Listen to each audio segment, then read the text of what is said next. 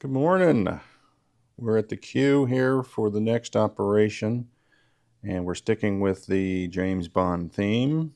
The movie choice um, couldn't have been like a manly lame like all the other James Bond films.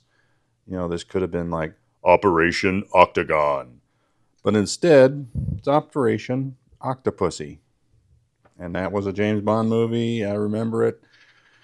Silly title. But anyway, that's where we are. And this is Japan turn one. And the problem with Japan, I like playing Japan in Global War and BBR and even the Global 40, the original Axis and Allies version. The problem with all those Japanese turn ones is you have to almost do the same purchase. There's no flexibility because of what the setup has.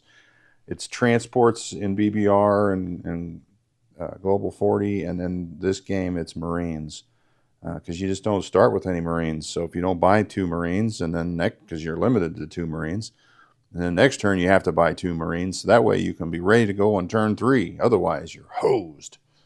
So that is the traditional opening move. I see like 99% of people do. Two Marines, factory upgrade because you got to get that tech roll going, and a Marine or a militia, not a Marine, a militia or a militia upgrade. Today we're going to do something radically different. You're not going to see the same old, same old. We're punting that militia. Whoops, he went a little too far.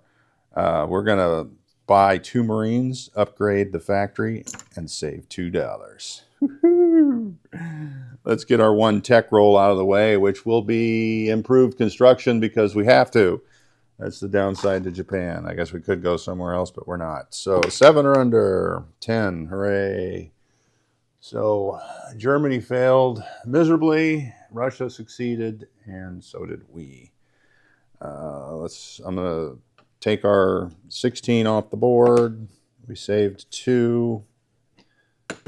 Here's our purchases. I'll take those with me. At the end of the turn, I got to remember that stinking recruitment roll for Siam. I always forget that. All right, simple maneuvers. Out of Eastern Manchuria is 2 infantry moving to Rihe and 1 cavalry moving to Rihe.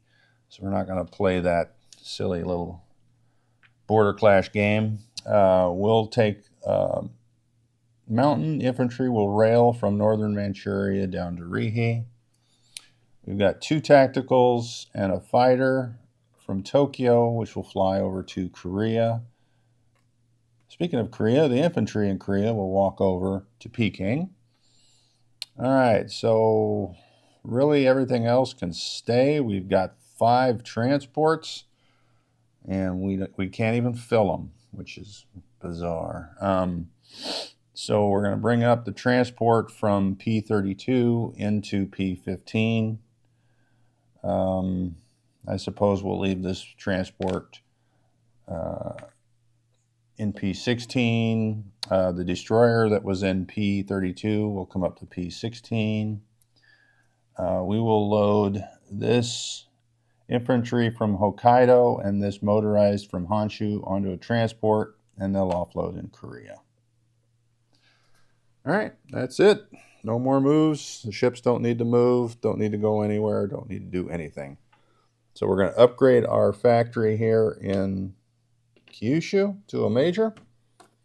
And we've got 2 Marines that we'll place here in Kyushu. Oh, wait, maybe we got to place them up here in Tokyo because of the upgrade. All right, let's remember that recruitment roll at 1.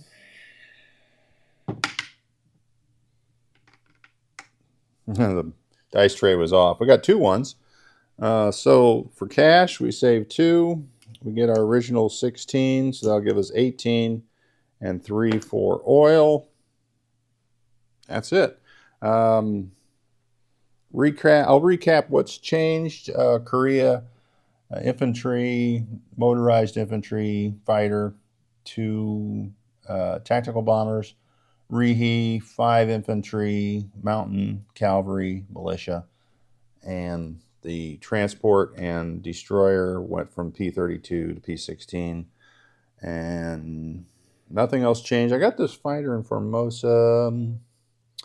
We would use him down there anyway if there's a round 2 attack. So that's it. We're good. Japan's over. Quick, dirty. Now we're up to Boston Bruce with the Commonwealth.